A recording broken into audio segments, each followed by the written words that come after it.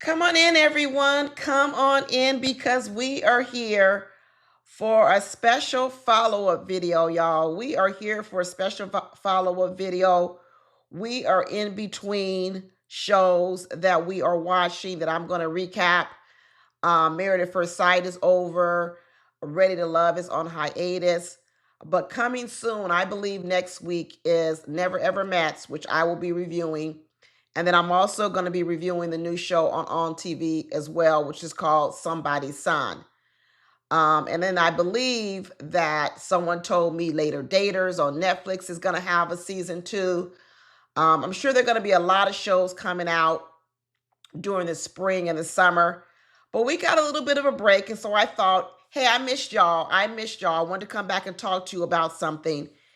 And so what I wanted to come back and talk to you about was all the feedback I received on my last video for Married at First Sight. Now, this video isn't really going to be about Married at First Sight, but what I want to do is I just want to pluck a couple of themes from what we were talking about down in the comments and just explore some of those thoughts. You guys all know that I love reading the comments. I don't always get a chance to respond to all the comments, but let me tell you, I read more than I actually respond to, because sometimes I can just scroll through them and read them, but I can't always take the time to write back. So I appreciate you guys writing them. If I didn't write you back, it doesn't mean that I didn't even necessarily read your comment, because I did. And in fact, all of your comments that you guys write, it is really what spurred this video. So even on this video right now, and I want you guys to be sure to like the video. Don't forget to subscribe to my channel. And more importantly, like I just said, don't forget to leave a comment, because when you leave a comment, it could spur the conversation that we're having right now. And one of the interesting themes that I found about the comment section was that all the different points of views about Brandon and EmEm. And so as a result, I'm actually going to title this video Fearless or Foolish in Love, because that's what I saw in the comments. I saw some people praising EmEm, and I also saw some people calling EmEm foolish. And to be honest with you, I would probably say, of the two sides, fearless and foolish in love, which one EmEm was, I ended up landing on the fearless side. I know that might surprise some of you, because I know, and I also know that there are a lot of people who are on the foolish side of the coin and saying she's foolish. Brandon is going to end up being a narcissist. Brandon is using her. Brandon is taking advantage of her. All these different things.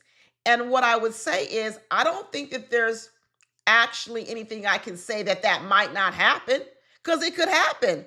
I think all of us are just looking at these people as we're I don't want to say it's guessing, because it's actually way more than guessing.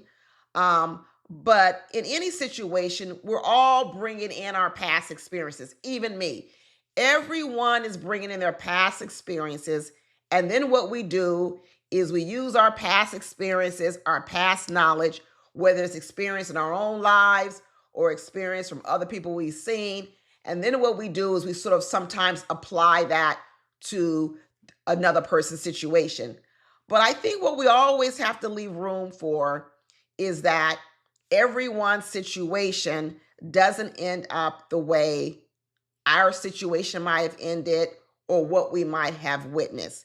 And so for that part, that's why I say I end up being more on the fearless side of EmEm versus saying that it's all going to end in doom. Now, when I was talking about EmEm and saying that her marriage, I said I think it's a good fit, I think it's going to last. I keep going back to saying, when I say something is going to last, I can't predict something's going to last 30 years. Come on now. I can't do that. But when you look at like a relationship, when you look at, does a relationship make it? Let's say your friend or you, typically most relationships fall apart within the first year, right? You're getting to know a person. You feel like you know them a little bit within 4 months. You don't know them completely to necessarily want to get married, but you figured out some things. So a lot of relationships fall apart within the first year. That's when they fall apart. So when I say I believe Brandon and EmEm are going to make it, I'm actually talking about, can they get past the first couple of years of their relationship? And my answer is yes. I mean, it's not even actual estimation or prediction, because we've seen already that they're together and they've been together for over a year. And not only is their relationship not going backwards, they're actually becoming closer, they're thriving, they're growing, they're planting seeds, they're planting roots. So they're actually still on an upward trajectory. So when I say that I believe their relationship is going to work, um, it really isn't even my opinion, because obviously it's showing that it's moving forward. Now, whether or not you like Brandon or not, whether or not you like EmEm, I tend to sort of pull that out of my head. I know sometimes I do videos, I don't like people, like I don't like Juan, these sorts of things. But once I start saying, can they make it? I pull out my personal opinion of them and I start to say, do they blend well with the person that they're with? You see what I'm saying? And so, given what I know about EmEm, and I don't know a lot about Brandon, but what I've seen about him in terms of him liking the spotlight and these few things, that's how I said, you know what? I think they're going to make it. I think they're going to make it. Is it all healthy in terms of why they're going to make it? No. But what relationship have you ever been in or in that's 100% void of any childhood trauma? See, that's the thing, y'all. Everyone has trauma. Everyone. If someone stood before me and said they don't have any past trauma in their life or ways of thinking that they're not bringing to a new relationship, my answer would be not that they're lying, but that they're unaware. They're unaware. I mean, I know a lot of y'all know that I do personal coaching and things like that. And all I ain't no therapist. I'm not no licensed nothing. But what I am is, I think I'm a good person to talk to sort of work through, you kind of helping you discover who you are and where you came from. And so it's not really therapy. It's more like allowing yourself to open up and explore parts of yourself in your mind that maybe you tried to keep a little hidden. Because once you come into reckoning with who you are and how you came to be the way you are, you will start to understand more how you interact in all your relationships. And when I say all your relationships, I'm just not talking about your love interests, your marriages, your boyfriends, your girlfriends, but how you interact with friends of yours, how you interact with family members, how you interact on the job. Because our past, whether it came from when you were 2 or 3 or 4, that's where we got the glasses that we have on. And that's where, when we interact with other people, those glasses are still on. Now, what we look to do is we look to, as you grow, you mature, you move into your own enlightenment, you would hope that those glasses that you've been wearing since you were young are now a little bit more clearer. That's what you hope for. You hope for growth. You hope for improving it. So now the lenses aren't completely shaded because of your past, but you're able to see a little bit of light through those sunshades so that you can see situations a bit more clearly. And the more you work on this, the better you'll get. I'm a lot older than some people, so I've had a lot more years to work on it. But everyone needs to work on it, you see. Because enlightenment about who you are will help you govern the way that you interact with others. And it will also help you, decide on who you want to be with in a long-term relationship or marriage or whatever it is you're looking for. But we're going to talk a little bit about this. Like I said, it's not going to be completely about EmEm's situation, because I don't want to make it about that. But we're going to talk about more about this idea of being fearless in love or foolish in love. Because another thing that I noticed in the comments are that there are a lot of fearful women, And I think a lot of women are afraid of love, And I think they're actually, well, I shouldn't say they're afraid of love. I don't think that's true. Let me correct myself. They're not afraid of love. They're afraid of marriage because I think they understand the risk that comes with love, right? There is a risk in love. You may win, you may lose. Everyone's aware of the divorce rate, 50-50, whatever you want to say it is. And a lot of women don't want to be on the losing end. They don't want to be on the losing end. I know there's a saying around here that Black women particularly have low standards in choosing men. I always hear people saying, oh, you like pygmishas, you like pygmishas. No, that's not true. We're going to talk about that phrase, pygmisha. That's not true. And in fact, the data actually doesn't really support that Black women choose men poorly. That's not even what the data said, because think about it. Black women are some of the least married women. I think the statistics show that Black women are less likely to be married than women of other races. So if it were true that Black women had low standards in who they chose to marry, I think what you see is a low bar would actually say we married more, right? That's what the data would suggest. I'm an engineer. I like to look at data. And if Black women really, really had very, very low standards, what you could say is, well, if our standards were so low, which means it was easier for Black women to get married because their standards were so low, then what you should actually see is Black women getting married more. Now, you would see us getting married more. You might see us getting divorced more, which I think you see that. But I don't believe that we have very, very low standards.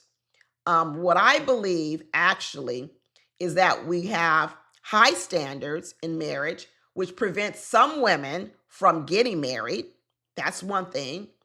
I also think that a con job has been done on Black women for Black women to believe that Black men are far inferior to other men. I do believe that has happened. So therefore, just like Black women are devalued in society, I think there is a devaluing also of Black men sometimes in the same kind of way. But the devaluing is interesting because although Black women are not marrying these men, they don't want to marry these men that they feel are not worthy. Somehow or another, we have still made it with these men. So if you look at a person saying, oh, we have low standards, well, if we have low standards, then we should be marrying more because we're willing to marry anybody. We will be marrying anyone, which I don't think that we see that out there because we do have low marital rates. And then the other part that I feel is that we still mate with these men, right? So maybe when people say Black women have low standards, the people that are saying that, I'm not one of them, maybe what they're talking about is the men we choose to mate with. Maybe our low standards are applied to men we mate with, but they're obviously not applied to men we marry. And I know that some people, we have different points of views about how do we have even access to marriage. And the truth is the truth. The truth is the truth that, to get married, a man has to propose. It's just not commonplace for women to propose to men. It's not a common thing. Does it happen? Probably, right? But on the whole, a woman has to wait for a man to propose to her. So imagine this. You have women who supposedly have low standards, but yet they're not marrying at high rates. That doesn't line up. So then you say, well, there's a concerted effort where men don't want to get married. That's what could be said. Well, the reason Black women are not marrying is not because they don't want to get married, it's because they can't seem to garner any proposals by men, right? And I think this is what feeds this sort of thing out that Black women aren't desired. Black women are not, no one wants Black women. And I don't believe that this is true. I believe that there are a lot of Black men that want Black women. And in fact, the majority of Black men marry Black women. I think it's something like 85% of Black men marry Black women. So, what this might be suggesting is what I said, that a lot of the Black men that want to marry the Black women actually don't want those Black men. And so you say to yourself, well, why don't Black women want those Black men? And people will have a different list. Oh, they don't make any money. We make more than them. This, and this. Well, first of all, I would say this. I actually do believe that one of the hardest relationships to maintain sometimes can be between two Black people. And the reason why I say that is because what typically tears a relationship apart is past trauma. Sometimes it's not even what's going on in your relationship right now, because the things that are going on in your relationship right now are actually being influenced by things of your past. And what I believe personally is that Black people as a whole, because of institutional racism, because of the history of slavery, because of all these things, I believe that Black people just historically carry a lot of times more trauma than sometimes other ethnic groups. That's just what I believe, because I believe the way society is and what society has done to Black people. Now, think about it. You get two traumatized people together in a relationship, and what can happen is, it doesn't mean that relationship cannot work. It just means that there's probably a lot more work that has to be done. And so when you find yourself in a relationship and you say, wow, my relationship is very, very difficult, right? And it could be. It could be. Like, you hear a lot of people talking about struggle love, struggle love. Black people don't want struggle love anymore. The way you stay away from struggle love is two people have to come into the relationship and they had to have sort of worked out a lot of the trauma that they could. Some of the historical trauma, that's long from slavery, it's hard for us to work through some of that. We can. But if people haven't worked through that, then of course, they're going to bring more into the relationship. And as a result, you're right. Maybe you as a Black couple, you're going to have to work through more things than maybe another couple of another ethnicity that didn't have those things. That could happen. I believe that contributes greatly to the success and failure rate of Black couples. But the other thing that I think is at play, I think there's another thing at play. Well, Black women are quite aware of the obstacles or traumas that they might have to face in a relationship with other Black men. But I also think that there is a thought with a lot of people that other races are not going through some of those same traumas with their men. One thing about closing yourself off in your thinking, in your experiences, is you can sort of start to believe that it's only happening to you. That's very, very dangerous. I mean, that's why I say married women need to hang around other married women, so that what you don't do is you don't start to believe that you're in it alone and that it's just your man.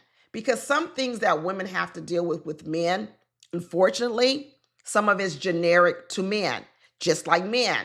Some things that men have to deal with women, in some ways, it's generic to women. So you have to know how to sift between the two, which parts of it are just because of gender differences and which part of it is really specific to, say, your man or your woman. But if you always believe it's your man or your woman, you could almost judge your relationship overly harsh. And a lot of times, people do not get outside of their comfort zone. They do not have girlfriends of different ethnicities.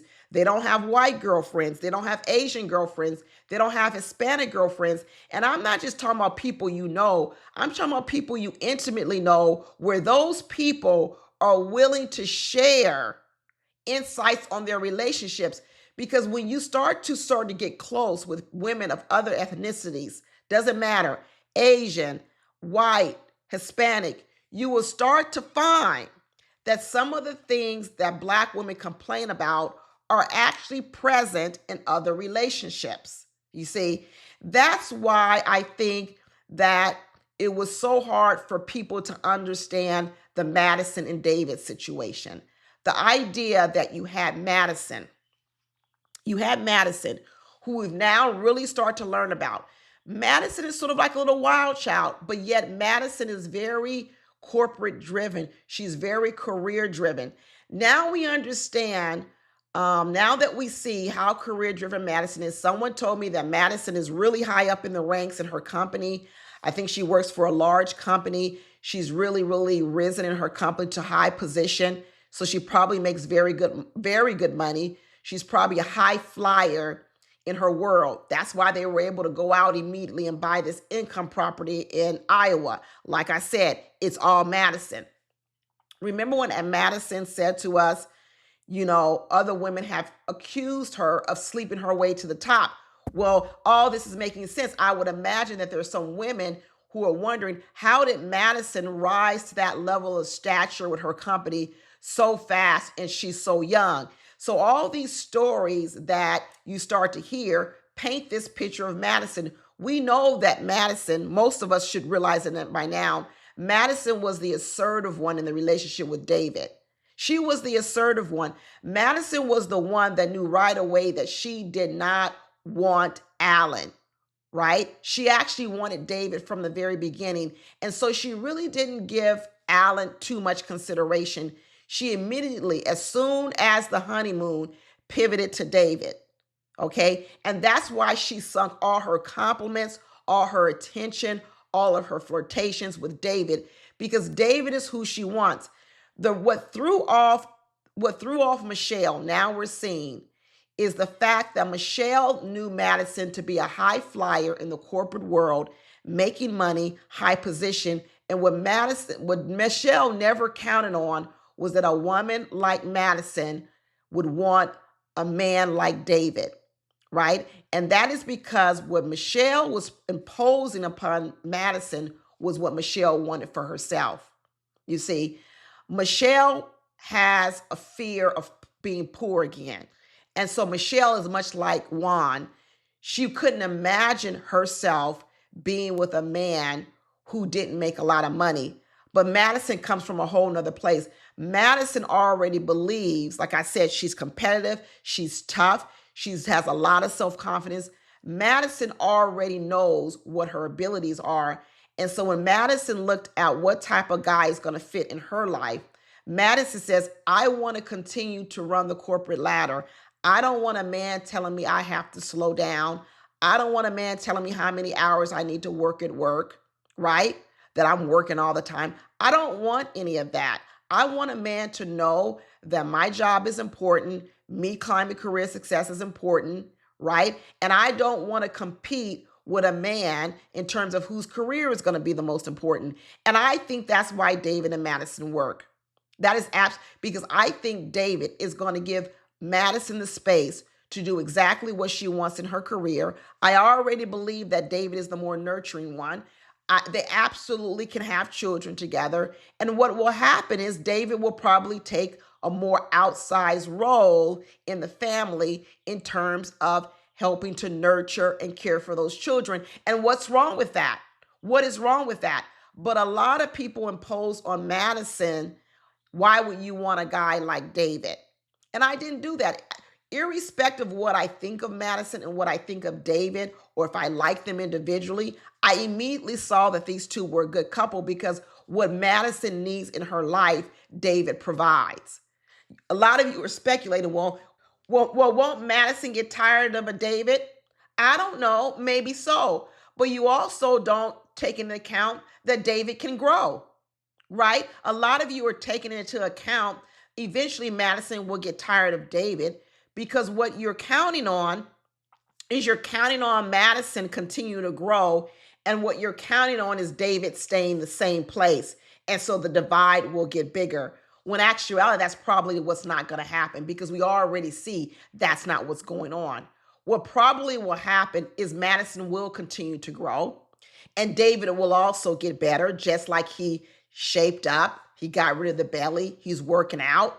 They got an investment property. They may get others. He's probably doing a little bit better on his job. But will the divide always be there? Yes, but that doesn't mean that David will stay stagnant. One of the things about David is it's not that David can't grow. And he often told this us ourselves. He says, oh, I am going to grow. I'm going to get out of my basement apartment. It's just that David may go slow. So the divide isn't necessarily going to get bigger, that David is staying still and Madison is growing. Probably what will happen is David will rise and Madison will rise. In terms of money, would David ever catch up with Madison? Probably not, but that's okay because Madison doesn't want that anyway.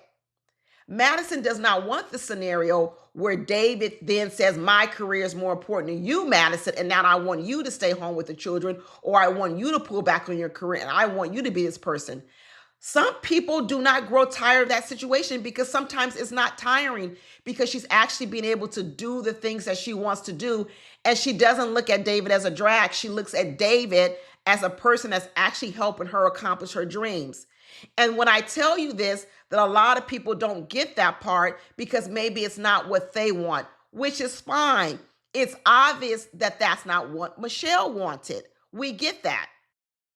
But I don't talk for 30 minutes and forgot to play my introduction music. So I'm going to need to play it. I got to play it. I got to play my introduction music. And we're going to continue talking about this. And I know I've been talking in circles, maybe around and around.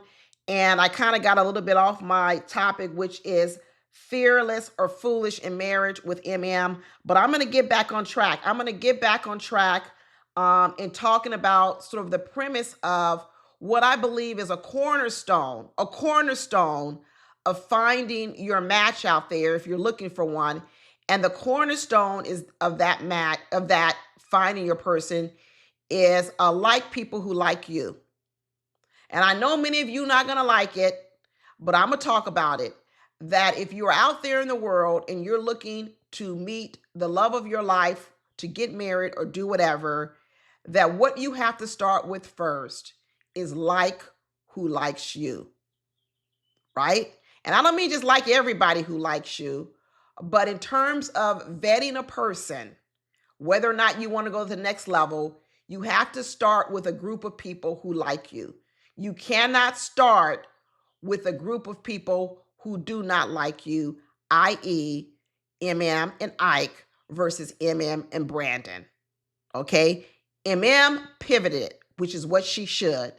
She pivoted from liking a man who didn't like her or trying to make a man like her who didn't like her, which was Ike. And what she pivoted to was, I'm going to hop on, I'm going to get in the car with a man who already likes me, because that's half the battle. That's half the battle. So I'm going to play my introduction music. During this time, will you guys please like the video? Will you please subscribe to my channel? And will you please leave a comment down below? So that way, hopefully, maybe some of the comments spur my next video. But we'll be right back.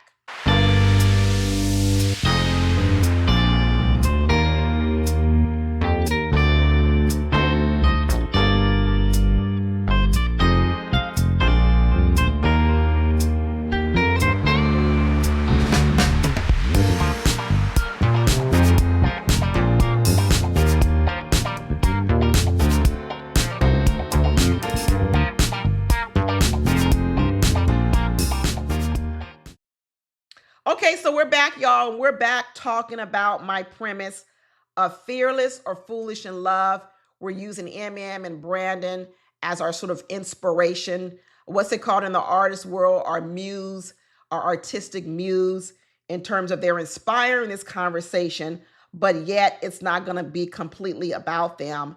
But I want to talk about how EmEm switched from chasing a man in Ike, which we all didn't like to see, versus now flowing in the direction, swimming downstream, as they would call, swimming with the stream with Brandon for a man that liked her. I know a lot of you biggest fear is that, like Pastor Cal said, Brandon is gaslighting EmEm. Well, first of all, I think that there are a lot of things that could be possible. But given the time that they have been together already, given the fact that they're still continuing to grow and climb in their relationship, tends for me to more lean, like I said, that that's not what's going on. What I tend to believe more so is that these two people both had holes in their hearts in this world, and that those holes in their hearts were probably created by past trauma. But they have come together in this moment in time, and what they both were looking for to fill those holes in their hearts, these two people have done it for them, right? So, did they necessarily heal their trauma prior to this relationship? They didn't, actually. What they actually found was they found one person with a strong desire to be loved, which is EmEm, a strong desire to have to please a person in order to be loved. I still think she has that. With another person who is Brandon, who has a strong desire for acceptance and to be loved, right? And when he feels that way, he then will pour into EmEm, right? You get this. And I think that's sort of what has brought them together. I don't really want to talk about Juan that much because, like y'all know, I don't really particularly care for Juan. And one of the reasons why Juan bothered me so much this whole year was because how unenlightened he was, and that his unenlightenment does damage to people. We all are unenlightened and unhealed in many kind of ways. But if you can limit yourself, that you don't do damage to other people and you are just trying to improve yourself by yourself, I'm all good with you.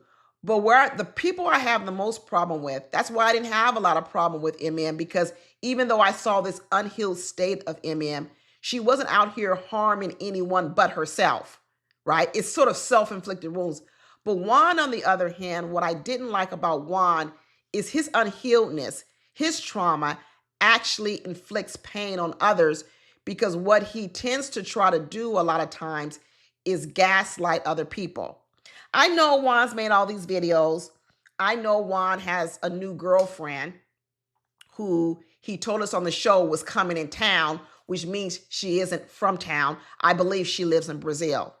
And someone else told me recently that Juan did an interview on another YouTube channel where he revealed that possibly the secret is that he actually had a girlfriend when he got chosen for Married at First Sight. I actually believe it, because that would explain a lot that went on with Juan. I told you guys from the very beginning that one of the reasons why I didn't fully believe that Juan's behavior towards Carla was simply because he wasn't attracted to her. I didn't believe it. I know a lot of you are speculating that you thought Juan swung both ways.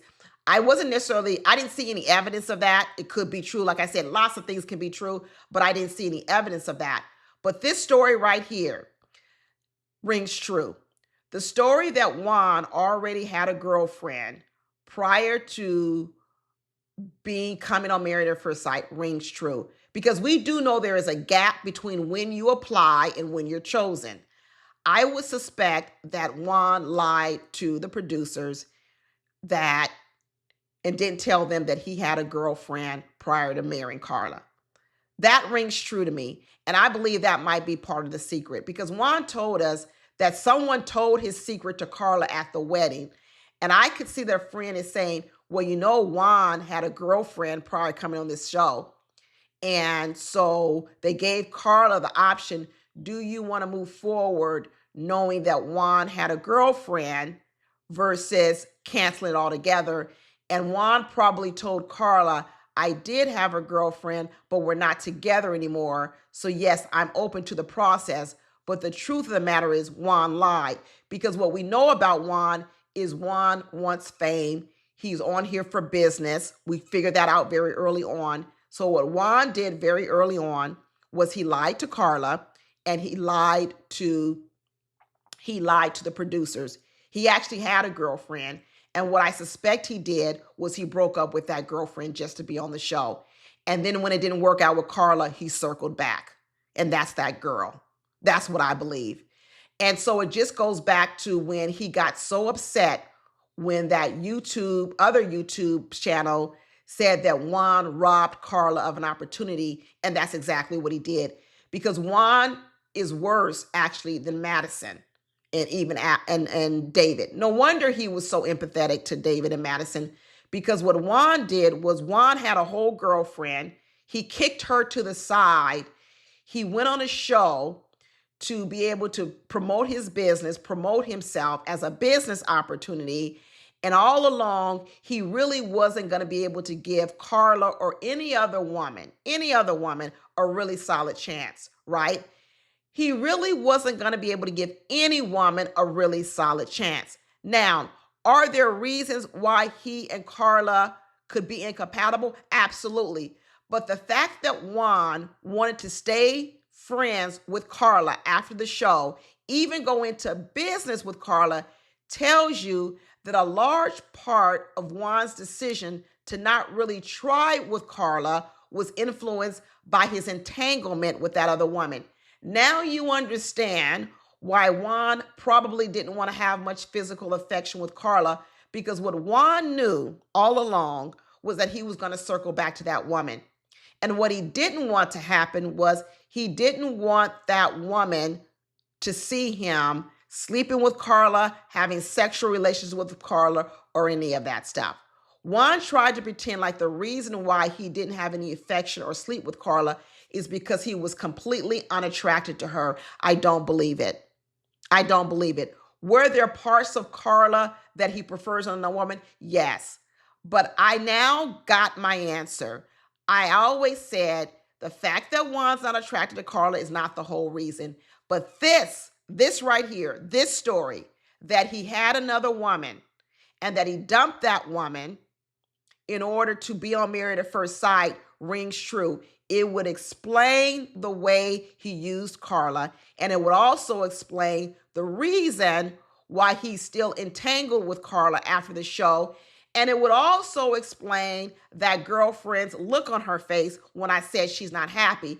Because what that girlfriend is unhappy about is not only were you with me prior to the show, you dumped me prior to the show, you got married to another woman, then you told me you didn't really like that woman, but now after the show, you are still interacting with that woman, even if it's in a business arrangement, and that girlfriend is pissed. No wonder her face looks like this. I get it now, Juan. Like we always said, someone in my comments told me the biggest thing that came up with Juan is that he was a leech and he was a parasite and he uses people, and that's exactly what he does. He used the producers, he used the show, he used Carla, and now he's using this girlfriend. The other story Juan wanted to tell us was that, remember, he said he wanted a woman that understood his immigrant roots.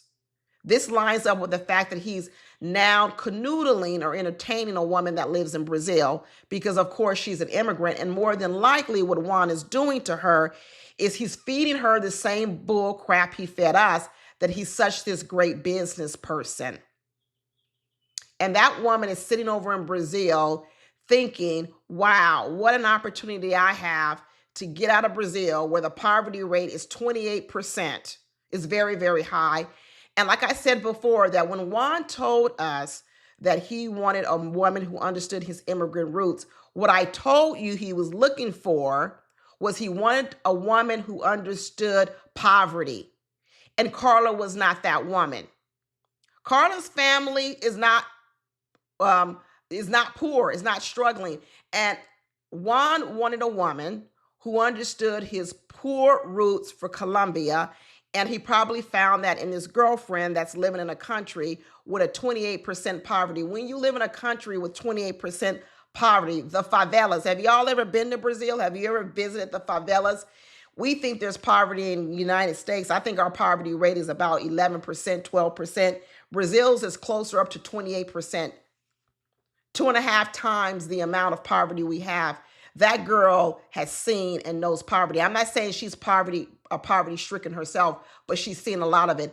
And what Juan wants is he wants that type of woman. And he wants that type of woman who will then also be grateful to have him, who has all these businesses. All these businesses. So yes, Juan was not attracted to Carla for a lot of reasons, because like I said before about Juan, and I'm going to talk about this thing when we talk about relationships, and I'm talking about EmEm and what she pivoted to.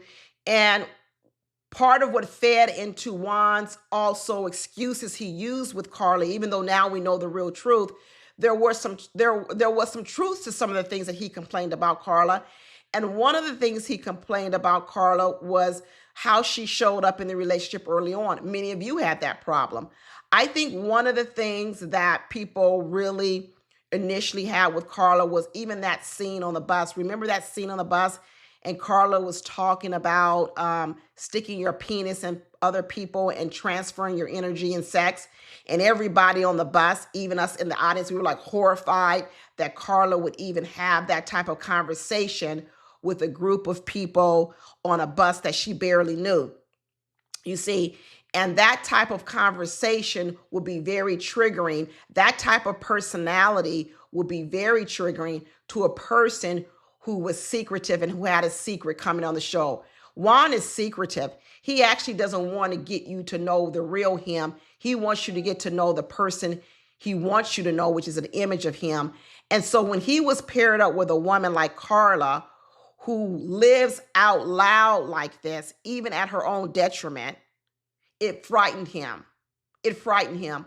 One of the things that Carla was doing early in her relationship with Juan, I heard this term is called, I think it's called floodlighting. Let me look it up real quick. I think it's called floodlighting. Some of y'all can Google it too.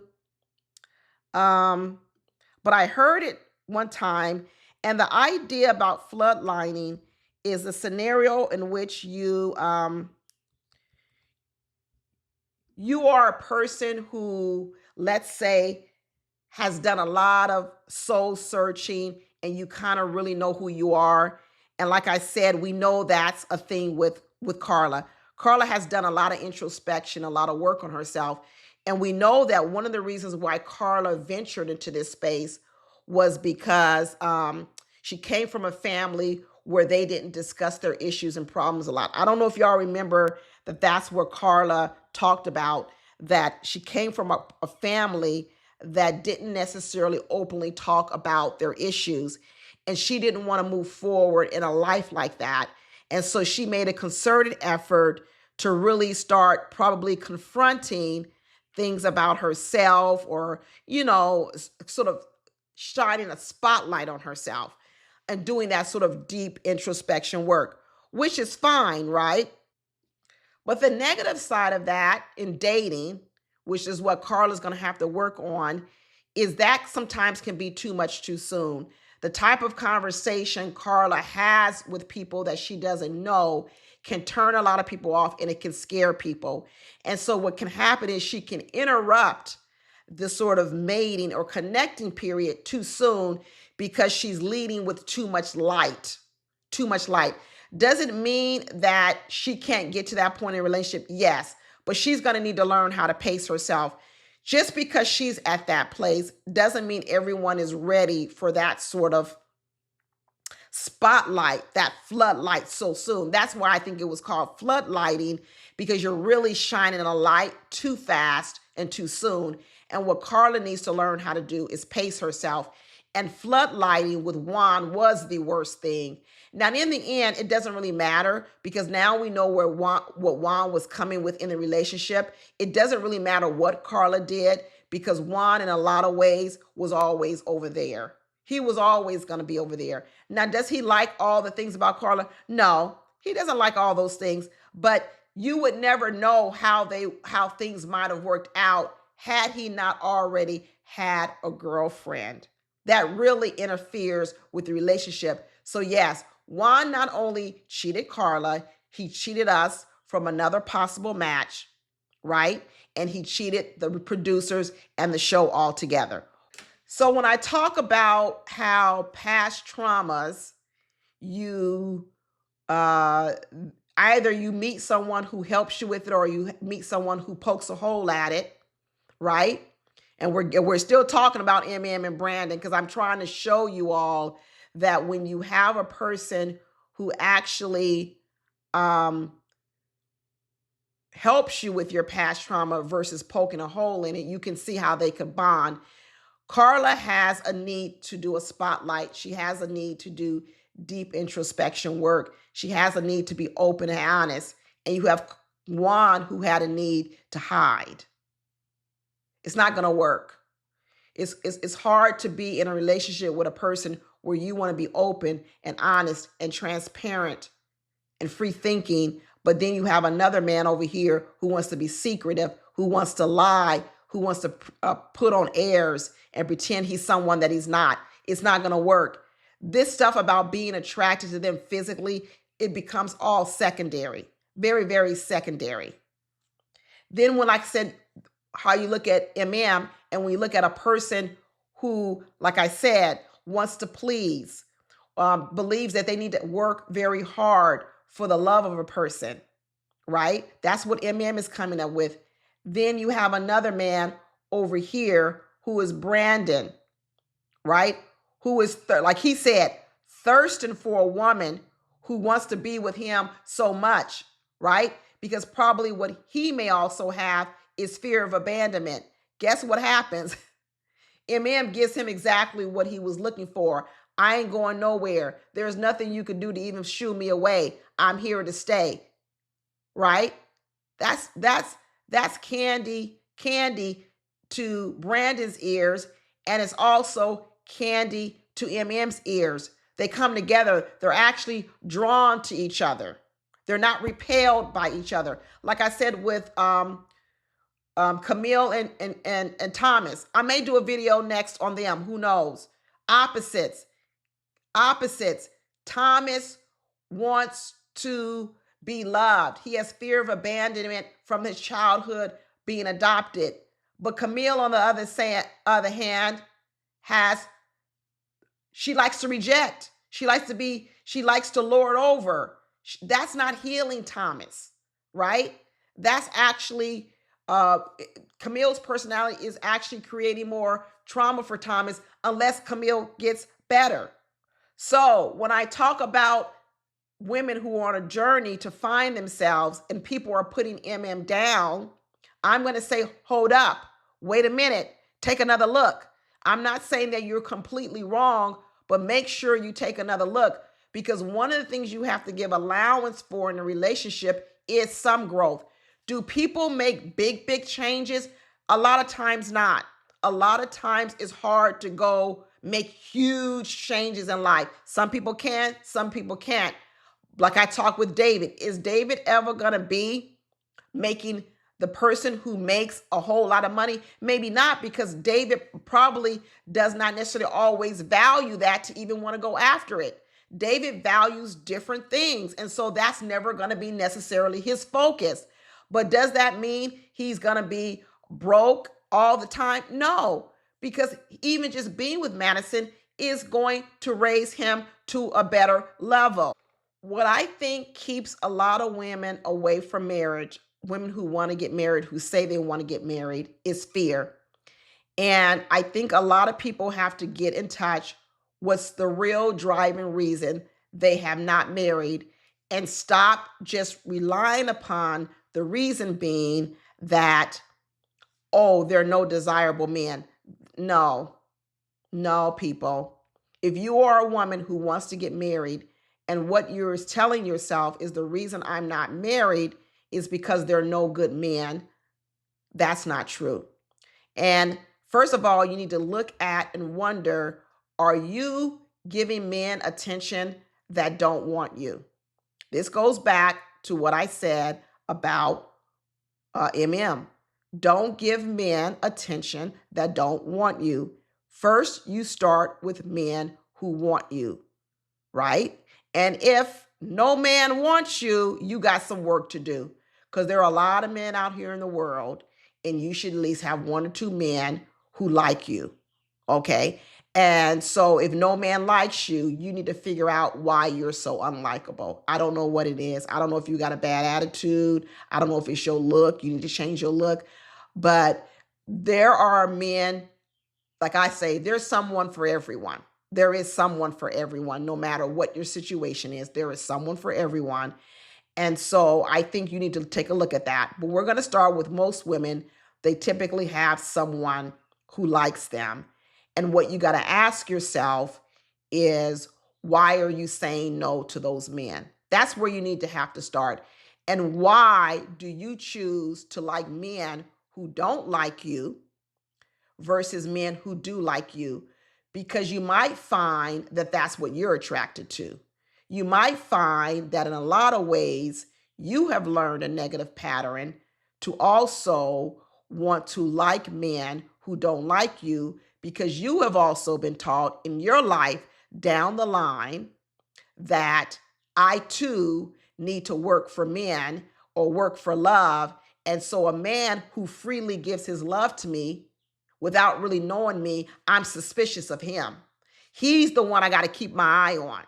This is why a lot of people are so suspicious of Brandon, because wait a minute, EmEm didn't have to do anything to get Brandon, and all of a sudden he just likes her, he's using her, he's love bombing her, he's doing this.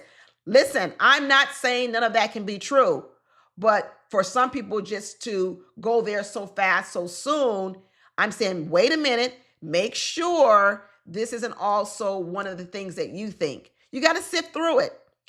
Both things can be true at the same time. It could be true, it may not be true, but just make sure you're not doing this in your own life where you're immediately discarding men who like you, because what you're doing is you're immediately suspicious of them, because what you're used to doing is having to work for the love of a man. And so therefore, you're suspicious of men who like you up front, right?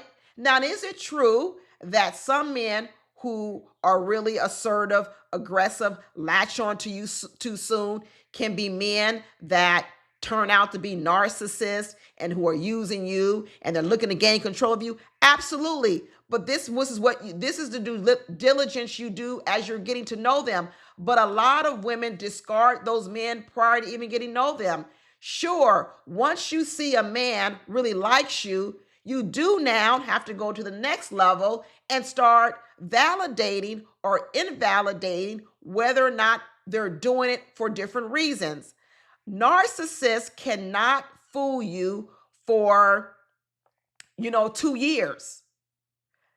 Narcissists reveal themselves in the relationship. So although they may love bomb you in the beginning, you will see the signs in the beginning as well. Some women just blow by the signs. So what you have to become is you have to become a woman that although you're in the relationship, you still have to investigate the relationship.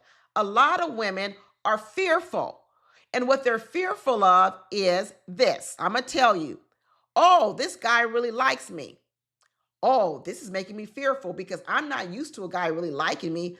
I'm used to having to work for the love of another man. I'm having to work for love because I was taught that. I was either taught that by my mother because my mother made me work for her love. My father made me work for his love. Somewhere along the way, I learned how to work for love. And so when someone just comes and gives it to me, I'm suspicious of you. Are you here for nefarious reasons or not? I'm already got one eye on you. And some women are so fearful that they won't even entertain that man because what they're fearful of is, you're probably here for nefarious reasons. I've already decided that. So I don't want to date you because I already know how the story's going to end. You're going to use me. You're going to abuse me. You're going to do this, because that's what I learned throughout my history. So as a result, what I'd rather do is I'd rather chase men that don't want me, because then what I feel is if I'm more in control because I'm choosing them. Right? But what you don't realize is, no, you're actually just repeating the same pattern. You're still going after people who have not said that they even like you. So you're still trying to make people like you just like you did in your childhood. And then what happens is when those women get inside of those relationships, they start to then evaluate that man. And they say, okay, well, at first I was afraid of this man because he was coming on so strong to me and he liked me. And I'm thinking he must be here for nefarious reasons. He is here to take advantage of me.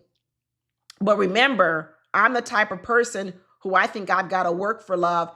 Because remember, when Black women are used to working hard, we're used to fighting out in the world for respect, and we become used to wanting to do that, right? A lot of Black women are saying they don't want to have to do it, but yet in a lot of ways, they're still doing it in their dating life because they're going after men who don't want them. So you have women are walking around talking about they want the soft life. I want the soft life. I want the soft life. But yeah, you're trying to go get the soft life from a man who doesn't want you. That's hard.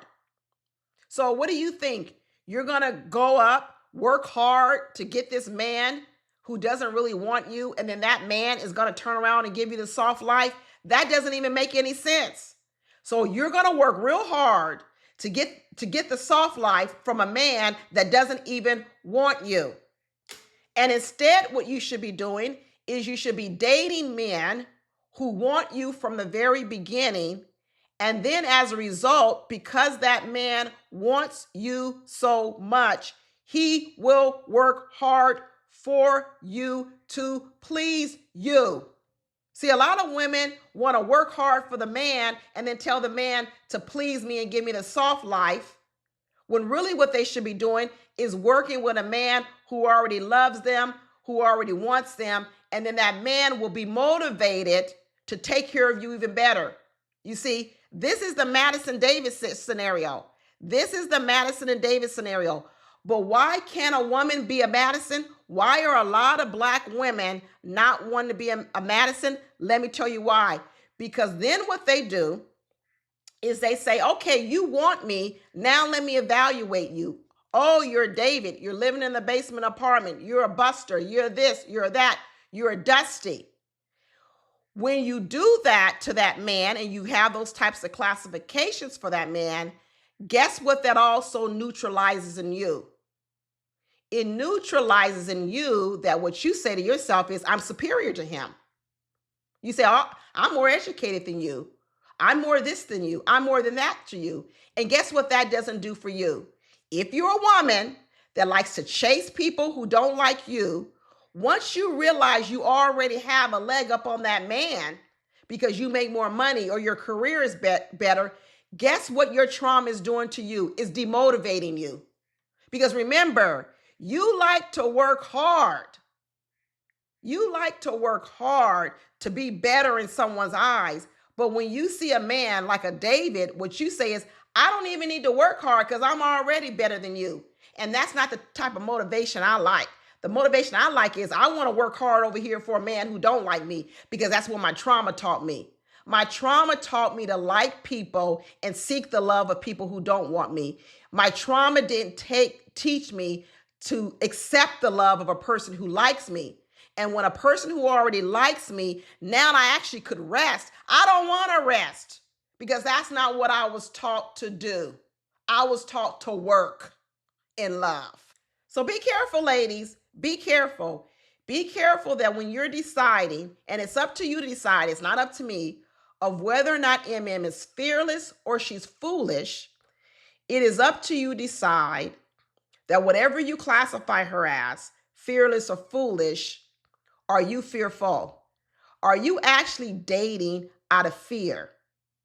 Are you choosing the man you choose because of past trauma and that's what you like to do? Are you choosing men because you're fearful of what a man might turn out to be versus going with the fact that that may not happen and giving the relationship a try? Are you fearful of classifying? Are you fearful that you might have classified men based on your own trauma experiences, your own trauma history, or even the history of other women around you, right? And you haven't gone outside your circle. You haven't met other people of different races, different backgrounds, different ethnicities, and really got a grasp on who men are, how men are. And what you're doing is you're overly assigning characteristics to men based on your limited perspective of what marriages look like, how they evolve, and how they grow over time. I don't want women to be foolish. I don't. I don't want women to be foolish, but I also don't want women to be fearful, right? I don't. I want you to be fearless and smart. That's what I want you to be. Fearless and smart. And I think at all times, you need to make sure you're not venturing over into either being fearful or foolish. And you need to try to be fearless and you need to be smart. That's all I got to talk about, y'all. I'm going to be interested in hearing what you guys have down in the conversation because I know I said a lot and I'm sure there are a lot of opinions about it. And hopefully maybe you guys will write something down in the comments that will inspire me to do another video about this. And that's all I got, y'all. Talk to you later. Bye.